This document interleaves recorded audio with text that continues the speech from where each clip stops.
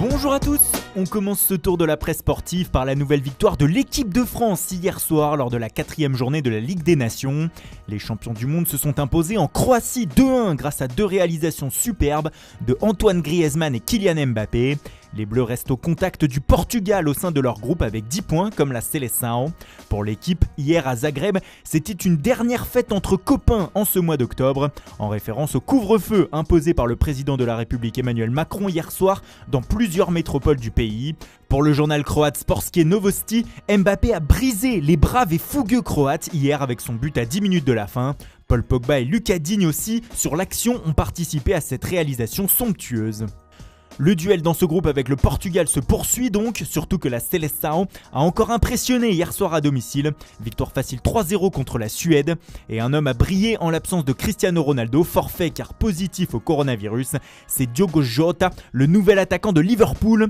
Abola notamment a été emballé par un super DJ, les initiales de l'ancien buteur de Wolverhampton. Il a été auteur d'un doublé et fait la une de tous les journaux du pays ce matin. Pour record, c'était la zone Jota hier à Lisbonne. En plus de ses deux buts, il a aussi offert une passe décisive. Pour O Jogo, c'était la formule Jota et elle a parfaitement fonctionné. Enfin, petit emballement du journal des Noticias qui le renomme CR Jota, une soirée que le joueur de 24 ans n'est pas prêt d'oublier. En revanche, en Angleterre, on va tout faire pour oublier rapidement ce mercredi soir. Les Three Lions ont été battus à domicile à Wembley 1-0 par le Danemark. Christian Eriksen a inscrit le seul but de la rencontre sur penalty. Quelques minutes avant, les Anglais avaient été réduits à 10 après un deuxième carton jaune pour Harry Maguire. 2 cartons jaunes donc pour 2 tacles assassins du défenseur de Manchester United. Ce matin, ce dernier se fait démonter par la presse qui ne comprend pas ce genre d'attitude sur un terrain. Reece James aussi a été expulsé en fin de match, ce qui fait dire au Times que l'Angleterre a perdu la tête.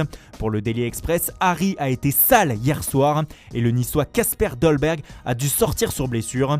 The Guardian écrit que l'horreur de Maguire a hanté la sélection toute la soirée et cela a accouché d'une défaite.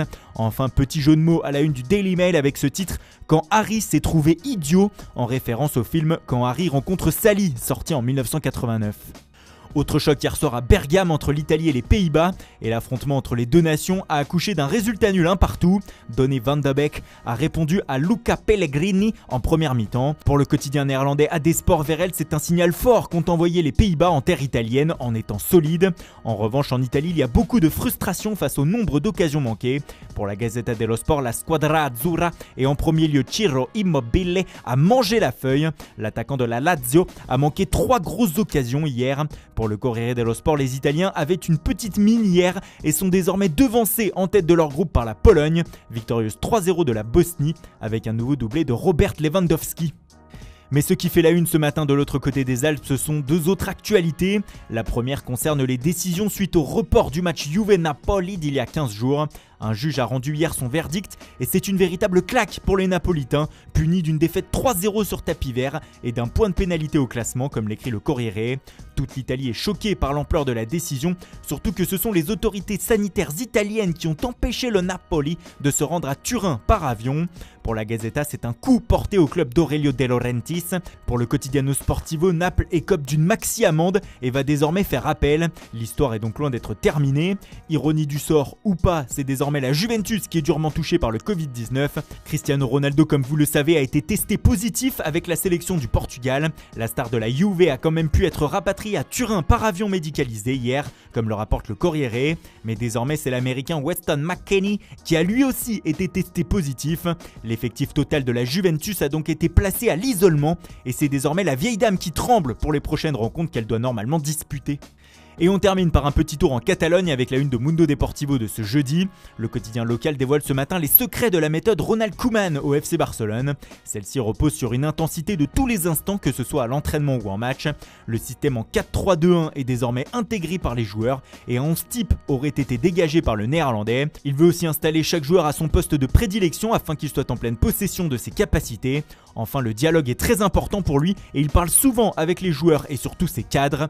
D'ailleurs, pour Sport, Koeman a convaincu ses cracks par sa méthode. Il valorise leur travail à l'entraînement et est toujours dans l'encouragement, ce qui semble beaucoup plaire à Lionel Messi, rapporte le média. Voilà, c'est tout pour aujourd'hui. Merci pour votre fidélité, bonne journée à tous et rendez-vous dès demain matin pour une nouvelle revue de presse.